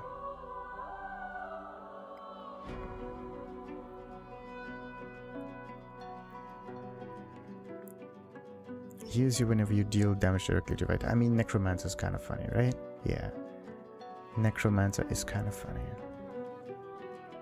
And Retribution is also funny. Ugh, come on. Okay. I'm gonna go for a mix between, like, Retribution and...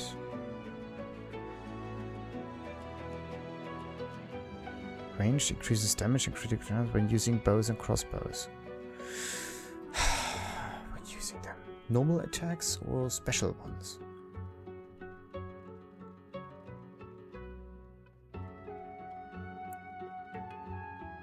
Necromancer heals you whenever you deal damage directly to vitality. Yeah, we're gonna do that. But to be honest, I have to look this up. I do not know if Necromancer scales with poison damage. Alrighty, there seems to be an interesting conjunction there, which is quite nice. So, let's see.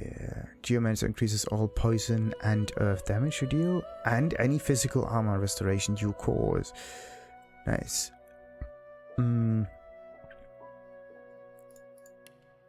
So, let's look at that, and look at this. How do we know what kind of damage we actually do? Ah, resisted by, there we go. Resisted by physical armor. Resisted by magical armor. So we basically have 2 different damage types. That's also something interesting. The target character consumes blood surfaces around them, restoring vitality. The more blood, the more they will be healed. Restores up to 70 vitality depending on relevant surfaces. The question is, if I'm undead, does it count as heal, or what is this? I hope not.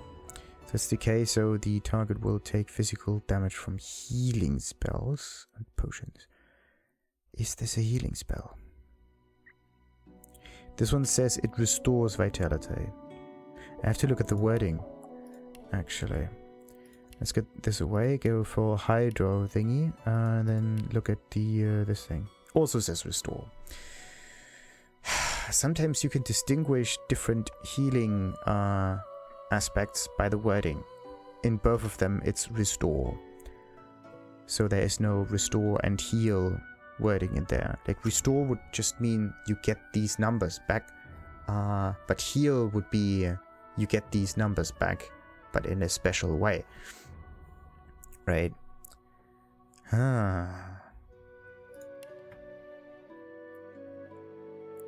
Very iffy, very iffy, very iffy. Okay.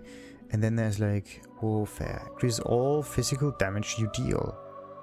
It really, yeah. The wording is very specific in this one. It's kind of strange, right? All physical, it says all physical damage. That could, wait a minute.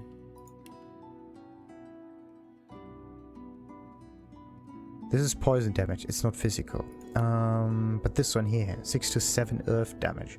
It says earth damage, but is it physical? Wait a minute. Yeah, this one says physical damage. And geo is earth damage. Wait a minute, do we have anything else in here to choose? Nah, this is physical damage. Physical damage?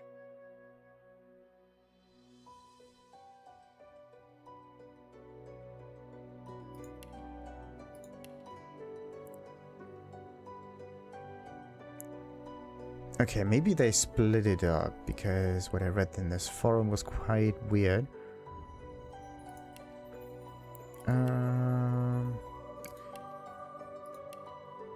So, let's just quickly choose the Huntsman skills for now. Target a surface in melee radius. Elemental damage matching the surface is added to your ranged weapon.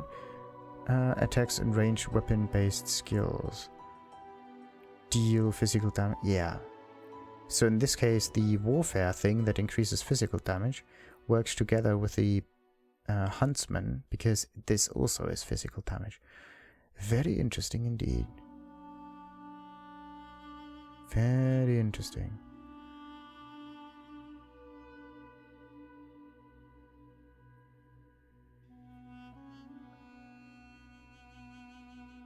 Elemental arrowheads. Yeah, I could kind of use that one.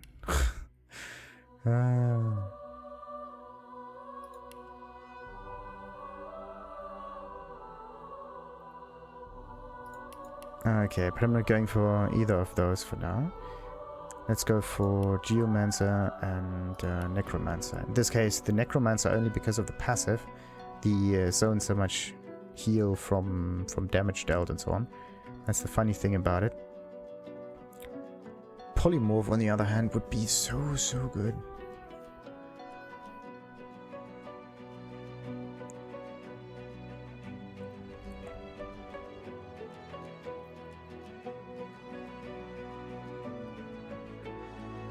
Maybe I should just go with... Nah.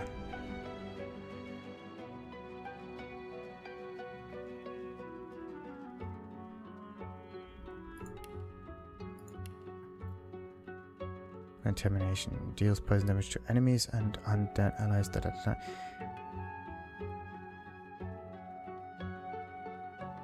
That's actually quite good on like fire and so on, but I'm not going for fire. Not right now. We're going for good old poison. And the puddler poison. So, what else we got? Raise a bloated cadaver that fights for you. Can explode, deal physical damage and so on. Mosquito does physical damage. Oh, okay. Yeah, this was way fairer, I think. And healing yourself. Oh. Restore vitality equal to damage dealt. Uh-huh. Damage is based on your level. That's actually quite interesting, right? This one heals from the damage that I deal because it's a spell. And then there's also the Necromancer passive that also heals from certain damage, damage that I deal. It's quite weird. Deal physical damage to target characters. It's decay, so the target will take physical damage from healing spells and potions.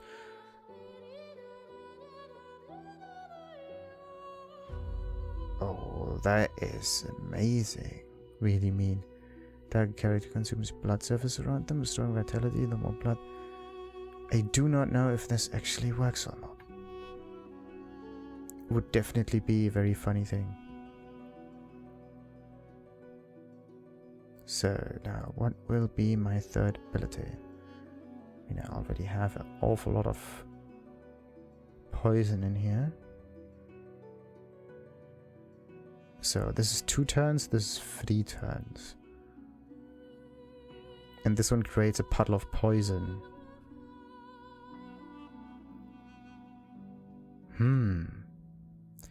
That is based on your level and intelligence. Level and intelligence, magic armor, magic armor. 1 meter explode radius. Deals damage to enemies and undead allies around you and can poison them. Turns water, blood surface, and clouds into poison. The thing is, this turns everything into poison, but yeah, let's just choose both of them for now. I don't need the rock. Raise bloated corpse. Yes or no? Mosquito swarm's pretty neat.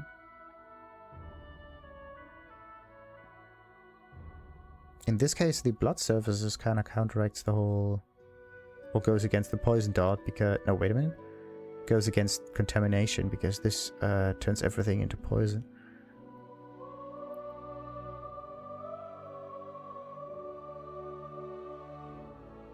So...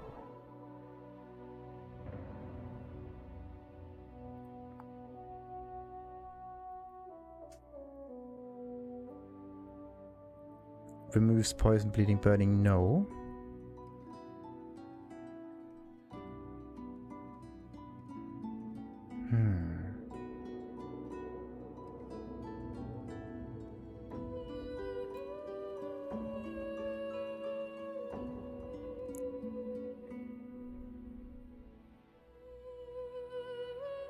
This one doesn't seem to scale with anything. Damage is based on your level and receives bonus from intelligence, yes. And this is also intelligence. Okay, more poison, more other stuff.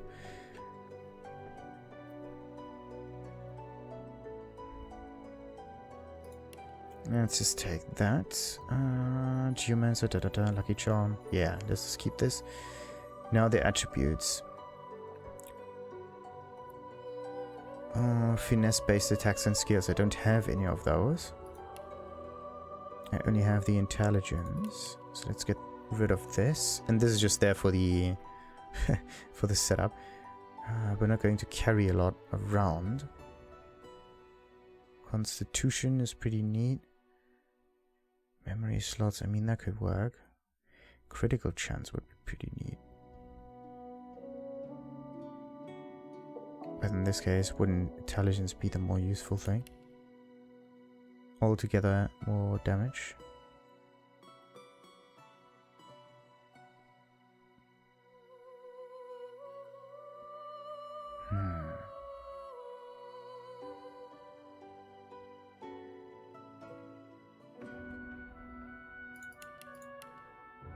Yeah, I think I'm gonna go for crit chance.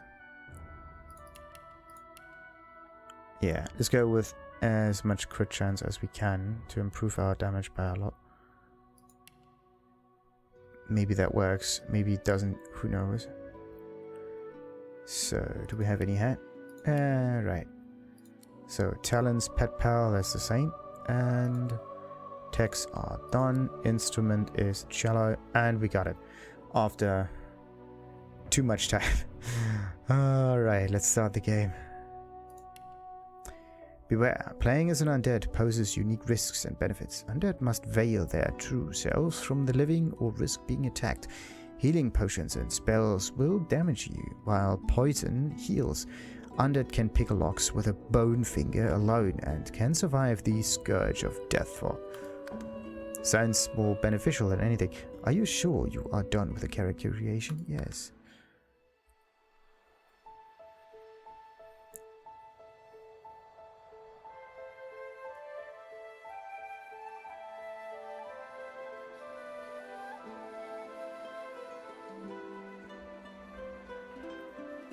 It all happened like I knew it would. A single drop of source magic. And, like flies to honey, the monsters swarmed. The rebel panicked. The carnage began. And the magisters pointed their fingers at me. Just as I'd planned. I was shackled and collared, and sent to Fort Joy.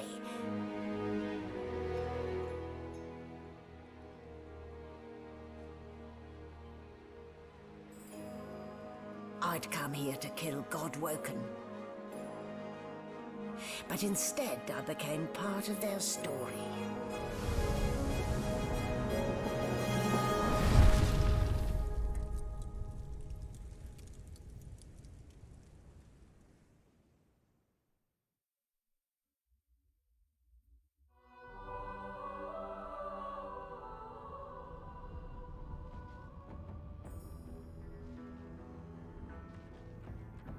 So, still a bit groggy, are we? Don't worry, the sedative will wear off soon enough. Easy now. No need to hurry. Get your bearings and report to me upstairs.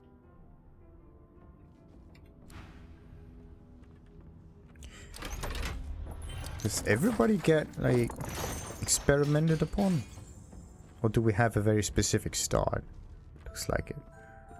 Well, look what the dog dug up. You're lucky they didn't notice just how thin you were under those bandages. Although, seeing someone wrapped up like that, they probably thought you had the scabbing plague. Hey, look, laugh, but don't touch. Better keep that hood down, mind you. The living don't take kindly to seeing their future staring back at them. In this case, it's the aspect through lovely, lovely jewels. Okay, our health is at 30. Very interesting. So it's a ×3 multiplier for the health, at least base health. Basic movements. Welcome to Divinity and so on and so forth. You can click on things to move. W, A, S, and D moves the camera. The camera stopped following your character. You can look around freely using... I think it was X, wasn't it? No, it's not X. How do I center the camera?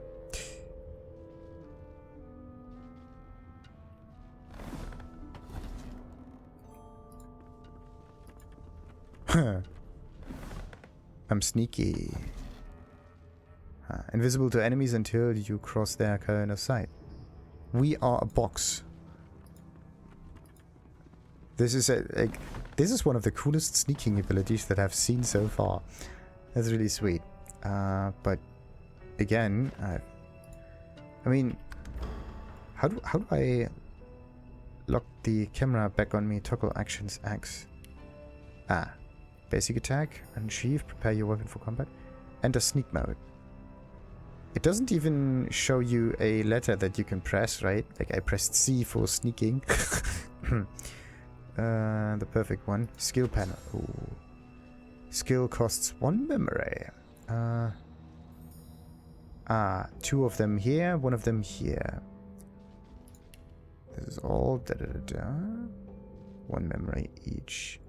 Innate skills. Okay, thermal protection. Not enough source points. Source muted. Can't cast. Fool enemies into thinking that you're dead. And this is number 5. Okay, then we got like a small poison bottle. But this is an item, isn't it? Very, very light. And 20 gold. Don't want to throw this. It could be useful. Burn stuff. Deals damage. Nice. Gets even more expensive. Poison arrow. Can poison dart. I don't have a poison dart. Okay, similar.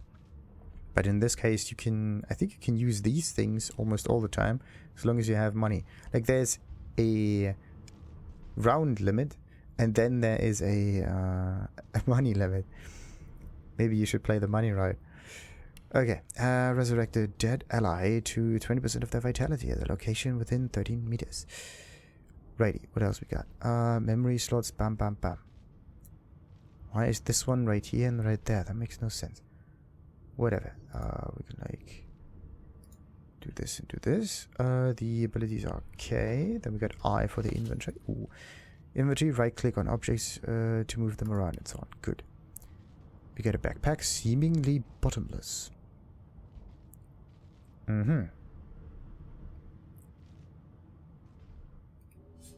Open. Seemingly bottomless. Use a backpack to store grenades, arrows, and potions. Place it in your hotbar to quickly use it. Interesting. Seemingly bottomless. Doesn't look that bottomless to me, to be honest. I mean, it's 5/4/20. At least we can sort. Oh, that's cool. All of them. Nice. Nice, nice, nice, nice, nice. What else we got? We got the hood. We can activate it, deactivate it.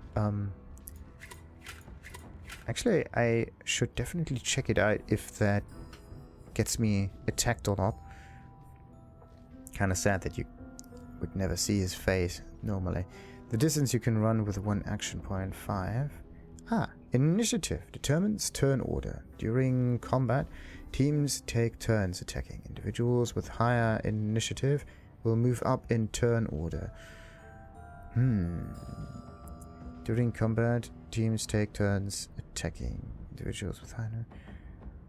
So with will move up, does it mean that there's... Let's say there is a turn order, but it's like turn 1, turn 2, turn 3 and so on, and the one with a higher initiative just gets the slot at the beginning, let's say, right? The first slot. But what if it is different? Like the amount of time it takes for you to get to your next turn or something. So you can only get to your turn after 100 units or whatever, and this one increases by 13 every time, so the one with the highest initiative can act more often, right? That would actually make more sense instead of just having higher initiative. Otherwise, like a multiplier would be more useful for this. Resistances, poison resistance. That's actually very interesting. Our resistance is at 200%. Not only is our damage resisted to 100%, because of the fact that it's at 200 instead of just 100, we actually heal for the amount of damage that we would get. That is kind of weird. So that would mean that you could probably have a similar effect happen with air, earth, and so on, if you can get more than 100%. If it actually works in a similar fashion. So that would mean that you can heal with fire and pretty much all elements. That would be sweet. Only issue is, how do you get more than 100% resistance? What about physical resistance? So physical armor. As long as your physical armor is above 0, you are immune to physical status, like bleeding and knockdown. Oh, okay. But I'm a skeleton. I cannot bleed. Not even the brain can be damaged. So a skeleton is pretty much immune to all of these stuns and other status ailments, except for broken bones. Maybe, yeah, actually a skeleton should be more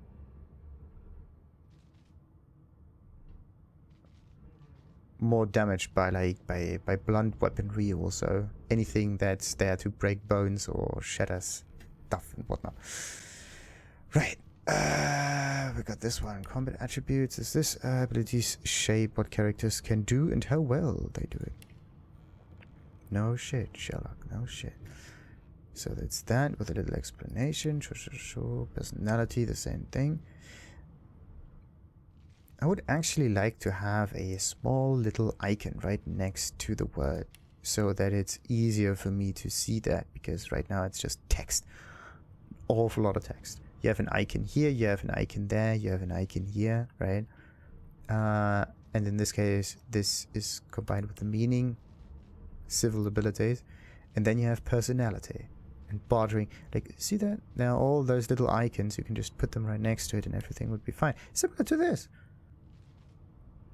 Like, you have one window where it's done in exactly the same fashion. You have icons and names. When it comes to combat abilities, you don't have anything. Well, actually, yeah, and numbers. Icons, names, numbers. So it's easy to discern what's what. And then you have no icons, an awful lot of names, and some numbers. Same thing here. Pet pal, undead, ingenious, sure. Talents are characters' unique things, particular to the character, and so on and so forth. And the background. Pretty neat. Maybe you can get additional tags the further you go in the story. It's quite neat. Right. Oh, the resurrection scroll actually costs very, very much. What's this? This is... Why can't I just see all of the health bar at once? I want to see the numbers for that. Alright, that was my inventory. Then of course we got the map. A little bit pixelated though, but alright. We got the journal with the quests, I presume. The dialogue. Tutorial. Ooh, okay. Now it's easier to read up on tutorials again. That's quite neat.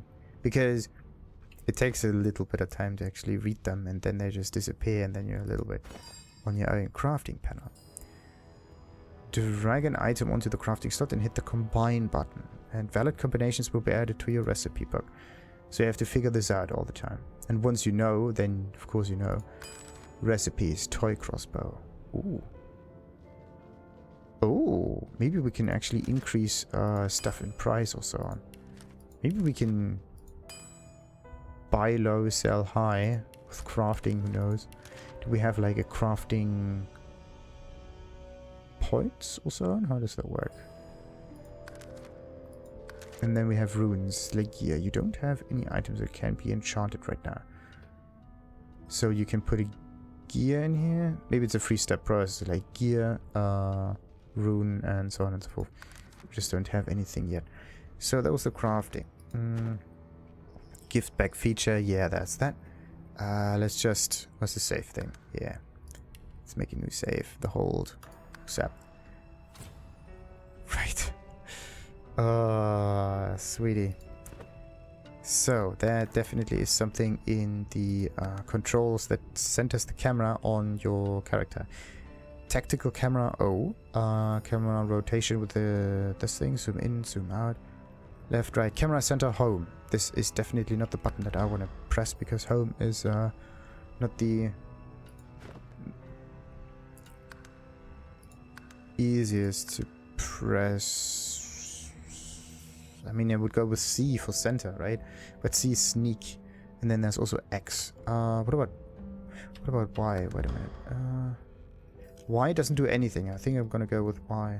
What about Z? Z's like party management, but Y it doesn't seem to do anything.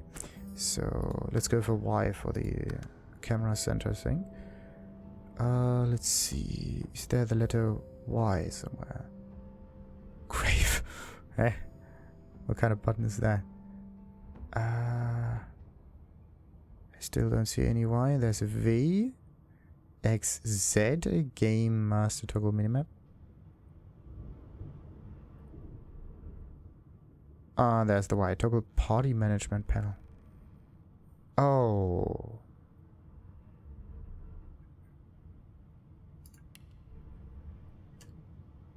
Oh, okay.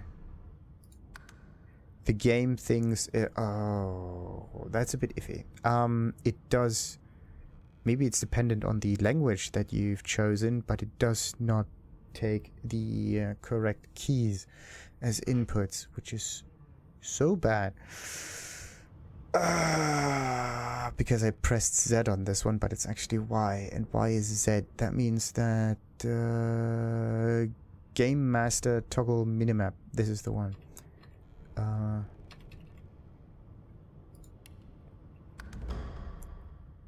So Game Master toggle minimap. Yeah, I'm not the Game Master anyway, but wait a minute. No, that's not working. Space doesn't do anything as well. Center the thing is home, but home is... Whoa. Oh, look at this. There's always a little cutout around everything so you can see your character clearly. Except when you are right behind an object. Great. Absolutely great. It's nice that the camera turns around.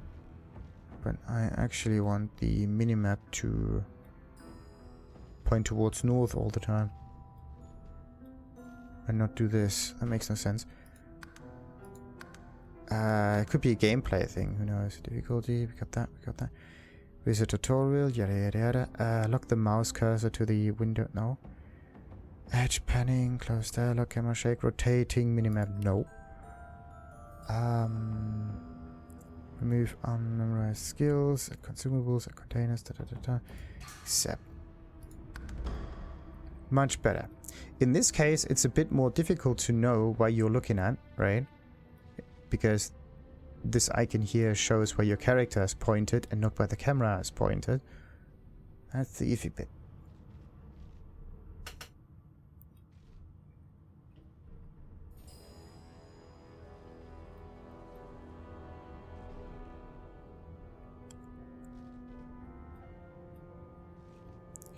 Oh, that's actually really the iffy bit. It would be nice to at least have a little cutout of your viewport or whatever of the camera. Pretty much every game does that.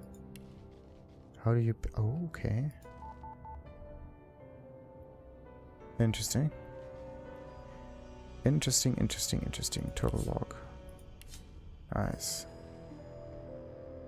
But look at this. The log is behind the hotbar. Why does the whole thing not... You can move this up and down. But it's not on top of the hotbar. Can you... Ah, there we go. Now it makes sense. Okay. Nice to activate it though. Alrighty. Took a little bit of time to actually get the whole thing done for. But before we continue and do our first steps in here... let's save again just for a quick minute. Actually... Where's the quick save button? It's F5 usually, isn't it? F4 is UI character? No. F5, there we go. Quick save and quick load. Nice. Alright, let's do a quick save. Perfect. Until next time, then like and subscribe as usual. Why is it so difficult for me to actually show the character? And also... This one always seems to point north if I click that. Very nifty. Anyway, until next time, like and subscribe as I said, and ta-ta!